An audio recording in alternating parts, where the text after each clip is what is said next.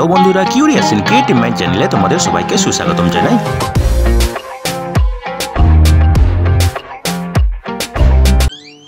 Hello বন্ধুরা, তোমরা সবাই কেমন আছো? আশা করি তোমরা সবাই ভালো আছো। তো আমরা আজকের এই ভিডিওতে আরও একটি নতুন নিয়োগের খবর নিয়ে চলে এলাম আমাদের ছোট্ট ইউটিউব চ্যানেলে। তো বন্ধুরা, এই নিয়োগের সমস্ত খুঁটিনাটি তোমাদের দেখাবো, বলবো, তোমরা দেখতে থাকো যাতে তোমরা কোনো কিছু মিস না করো। তো বন্ধুরা, এই নিয়োগ বিজ্ঞপ্তিটি বেরিয়েছে অফিস অফ দ্য ডিস্ট্রিক্ট জাজ বাঁকুড়া থেকে, এবং এখানে ইংলিশ ডিপার্টমেন্ট থেকে বেরিয়েছে, ঠিক আছে। এবং এখানে এমপ্লয়মেন্ট নোটিফিকেশন নাম্বার হলো 01-2024 এবং এটি বেরিয়েছিল মের 22 তারিখে। তো এখানে তোমাদেরকে অনলাইনে আবেদন করতে হবে যারা তোমরা ইন্টারেস্টেড, এবং এখানে বিভিন্ন ধরনের পজিশন আছে, ঠিক আছে। এবং তোমাদেরকে এই ওয়েবসাইটে গিয়ে আবেদন করতে হবে, যেটা হচ্ছে https:/www.calcutta.highcourt.gov.in এবং https://bankura.dcourts.gov.in, ঠিক আছে। এবং এখানে আবেদনের শেষ তারিখ হচ্ছে জুনের 24 তারিখ রাত্রি 12টার আগে অবধি, ঠিক আছে। তো চলো এবার দেখা যাক কী কী ভ্যাকেন্সি আছে, ঠিক আছে। তো দেখো, প্রথম যে ভ্যাকেন্সিটা আছে সেটা হচ্ছে আপার ডিভিশন ক্লার্ক। টোটাল আছে 9টি, তার মধ্যে 3টি জেনারেল ক্যাটাগরি, একটি জেনারেল ক্যাটাগরি ইসি, একটি এসসি, একটি এসসি ইসি, একটি এসটি এবং ওবিসি এ একটি, ওবিসি বি একটি। এরপরে আছে লোয়ার ডিভিশন ক্লার্ক, টোটাল আছে 39টি, ঠিক আছে। এবং তারপরে দেখো সিল বেলটিভ, টোটাল ভ্যাকেন্সি আছে 9টি। এরপরে দেখো এখানে প্রসেস সার্ভার, এখানে টোটাল ভ্যাকেন্সি আছে 9টি। তারপরে আছে group D peon, night guard, ফারাস, এখানে টোটাল ভ্যাকেন্সি আছে 9টি। তো বন্ধুরা, এখানে টোটাল ভ্যাকেন্সি আছে 99টি এবং এগুলো বিভিন্ন ধরনের পদে নিয়োগ করা হবে, ঠিক আছে। তো চলো দেখা যাক এবারে এইসব পদগুলোতে কী কী যোগ্যতা এবং বেতন লাগবে, ঠিক আছে। আপার ডিভিশন ক্লার্ক, এখানে বেতন হবে 28,900 থেকে 74,500 টাকা। লোয়ার ডিভিশন ক্লার্ক, এখানে বেতন হবে 22,700 থেকে 58,500 টাকা। সিল বেলটিভ, এখানে বেতন হবে 22,700 থেকে 58,800 টাকা। প্রসেস সার্ভার, এখানে বেতন হবে 21,000 থেকে 54,000 টাকা। Group D peon, night guard, ফারাস, এইসব পদগুলোতে বেতন হবে 17,000 থেকে 43,600 টাকা। এখানে যারা তোমরা আবেদন করতে চাও, মিনিমাম বয়স 18 বছর হতে হবে এবং ম্যাক্সিমাম 40 বছর হতে হবে 1/1/2024 তারিখে সমস্ত ক্যাটাগরির ক্ষেত্রে, ঠিক আছে। এবং যারা সংরক্ষিত ক্যাটাগরিতে আবেদন করবে তাদের ক্ষেত্রে সরকারি নিয়ম অনুযায়ী বয়সে ছাড় দেওয়া হবে, ঠিক আছে। পিডব্লিউডির ক্ষেত্রে ম্যাক্সিমাম বয়স 45 বছর, ঠিক আছে। এক্স সার্ভিসম্যানদের ক্ষেত্রে যথারীতি সরকারি নিয়ম অনুযায়ী বয়সে ছাড় দেওয়া হবে, ঠিক আছে। তো দেখো এবারে কী কী যোগ্যতা লাগবে। আপার ডিভিশন ক্লার্কের ক্ষেত্রে লাগবে স্নাতক হতে হবে কোনো স্বীকৃত ইউনিভার্সিটি থেকে, এবং তার সঙ্গে থাকতে হবে কম্পিউটারে প্রফিসিয়েন্সি থাকতে হবে, এবং সার্টিফিকেট থাকতে হবে কম্পিউটার ট্রেনিং কোনো স্বীকৃত প্রতিষ্ঠান থেকে, এবং কম্পিউটার স্যাটিসফ্যাক্টরি অপারেশনের স্পিড থাকতে হবে, ঠিক আছে। লোয়ার ডিভিশন ক্লার্ক, সিল বেলটিভ, এদের ক্ষেত্রে মাধ্যমিক পাস হয়ে থাকতে হবে কোনো স্বীকৃত বোর্ড থেকে, এবং কম্পিউটার ট্রেনিংয়ের সার্টিফিকেট থাকতে হবে কোনো স্বীকৃত প্রতিষ্ঠান থেকে, এবং কম্পিউটারের অপারেশনের স্যাটিসফ্যাক্টরি স্পিড থাকতে হবে, ঠিক আছে। এবারে দেখো প্রসেস সার্ভার, গ্রুপ ডি, এইসব পদের ক্ষেত্রে মিনিমাম 8 পাস হয়ে থাকতে হবে কোনো স্বীকৃত স্কুল এবং স্বীকৃত মাদ্রাসা থেকে, ঠিক আছে। এবারে দেখো এখানে নিয়োগ করা হবে মোড অফ এক্সামিনেশন, পরীক্ষা নেওয়া হবে, ঠিক আছে। আপার ডিভিশন ক্লার্কের ক্ষেত্রে দুটো পরীক্ষা নেওয়া হবে, ফেজ 1 এবং ফেজ 2। ফেজ 1-এ থাকবে 100 মার্ক, ঠিক আছে। এখানে থাকবে 50টি মাল্টিপল চয়েস টাইপ কোশ্চেন, এবং কোশ্চেন থাকবে general English, general knowledge, current affairs, logical reasoning, quantitative aptitude, এইসব থেকে, এবং প্রত্যেকটা কোশ্চেন থাকবে 2 মার্ক করে, ঠিক আছে। এবং 1 মার্ক কাটা হবে যদি একটা ভুল উত্তর দাও তোমরা, ঠিক আছে। এখানে সময় থাকবে 60 মিনিট, 1 ঘন্টা, ঠিক আছে। যারা ফেজ 1-এ সাকসেসফুল হবে তাদেরকে ফেজ 2-তে পরীক্ষা দিতে দেওয়া হবে, এবং তারপরে নেওয়া হবে পার্সোনালিটি টেস্ট, ঠিক আছে। এবং 1:5 অনুপাতে ক্যান্ডিডেটদের দেখা হবে যা নাম্বার অফ ভ্যাকেন্সি আছে সেই অনুযায়ী, ঠিক আছে। তো দেখো এখানে ফেজ 2-তে computer proficiency, work management, writing skill, এইসবের উপরে থাকবে 100 মার্কের প্রশ্ন, ঠিক আছে।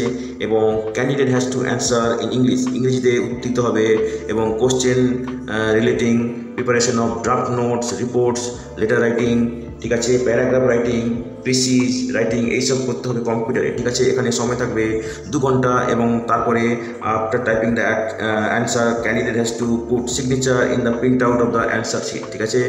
কম্পিউটারে এই অ্যান্সারগুলো উত্তরগুলো লিখে তারপর তোমাদেরকে প্রিন্ট আউট নিতে হবে এবং তার উপরে তোমাদেরকে সিগনেচার করতে হবে, ঠিক আছে। এরপরে দেখো পার্সোনালিটি টেস্ট, এটা হচ্ছে ফেজ 3তে হবে, সেখানে থাকবে 40 মার্ক, ঠিক আছে। যারা ফেজ 2তে ক্লিয়ার করবে তাদেরকে এই ফেজ 3 পার্সোনালিটি টেস্ট দিতে হবে, ঠিক আছে। এবং ফেজ 1, ফেজ 2, ফেজ 3তে মিলে টোটাল যা মার্ক পাবে তার উপর ভিত্তি করে কিন্তু ফাইনাল মেরিট লিস্ট তৈরি করা হবে, ঠিক আছে। এবং standard of examination shall be as per graduation level, ঠিক আছে। গ্র্যাজুয়েশন লেভেলের স্ট্যান্ডার্ড অনুযায়ী এই পরীক্ষাটা হবে আপার ডিভিশন ক্লার্কের ক্ষেত্রে, ঠিক আছে। লোয়ার ডিভিশন ক্লার্ক এবং সিল বেল্ট টিমের ক্ষেত্রে এখানেও একটা লিখিত পরীক্ষা হবে 100 মার্কের, সেখানে থাকবে 50টি এমসিকিউ টাইপ কোশ্চেন, প্রত্যেকটি কোশ্চেন থাকবে 2 মার্ক করে, ঠিক আছে। এবং কোশ্চেন থাকবে সিম্পল অ্যারিথমেটিক, ইংরেজি, বেঙ্গলি এবং জেনারেল নলেজের উপর, ঠিক আছে।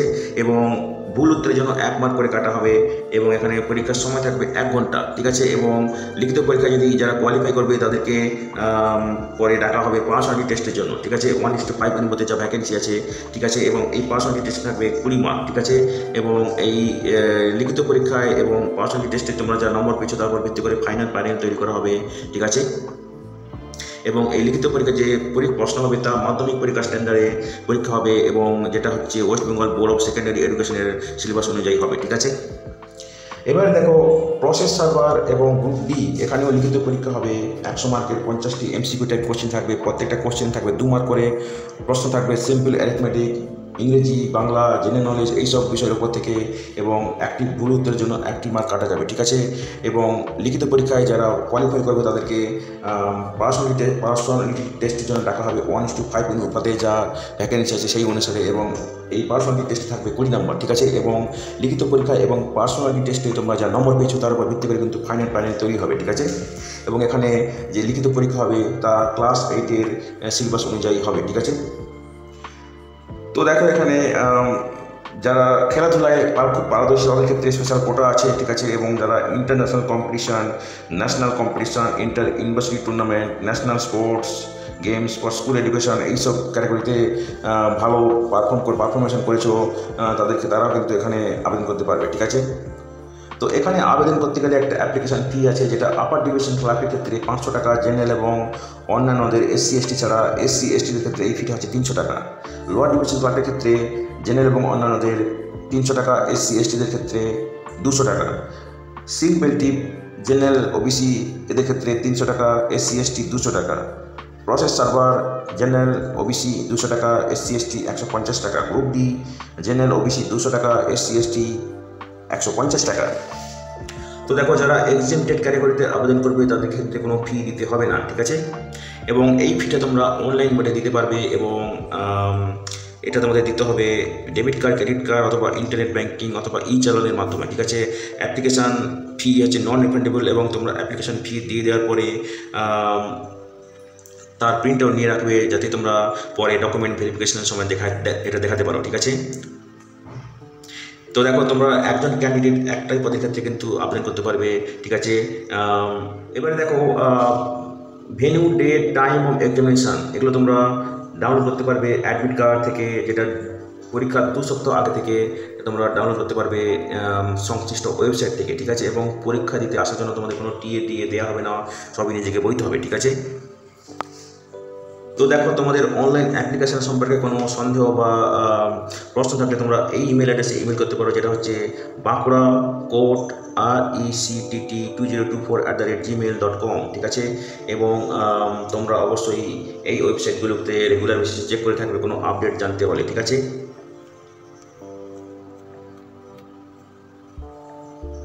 তো দেখো এবারে এখানে কীভাবে তোমরা আবেদন করবে এবং জেনারেল ইনস্ট্রাকশন দেওয়া আছে, ঠিক আছে, তোমরা দেখে নাও।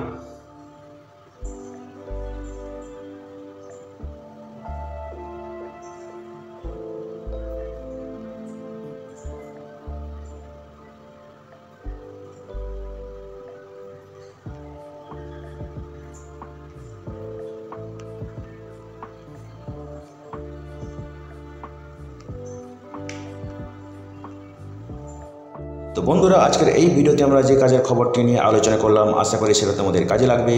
তোমরা যারা আবেদন করতে ইচ্ছুক, তোমরা এলিজিবল নাকি চেক করে সমস্ত কিছু ডকুমেন্ট জোগাড় করে শেষ তারিখের আগে আবেদন করে দিও, ঠিক আছে? তো বন্ধুরা, পাশে থেকেও দেখতে থেকো, আর ভিডিওটি ভালো লাগলে তবে একটা লাইক দেবে আর সাপোর্ট করবে, আর ভিডিওটি তোমাদের জানাশোনাদের সঙ্গে অবশ্যই শেয়ার করবে। আর নতুন ভিউয়ার্সরা অবশ্যই আমাদের চ্যানেলটিকে সাবস্ক্রাইব করে বেল বাটনটি প্রেস করবে, যাতে করে তোমরা এই ধরনের নতুন নতুন কাজের খবর নিয়মিতভাবে পেয়ে যেতে পারো। তো বন্ধুরা, ভালো থাকবে, সুস্থ থাকবে, দেখা হবে তাহলে পরের ভিডিওতে আবার।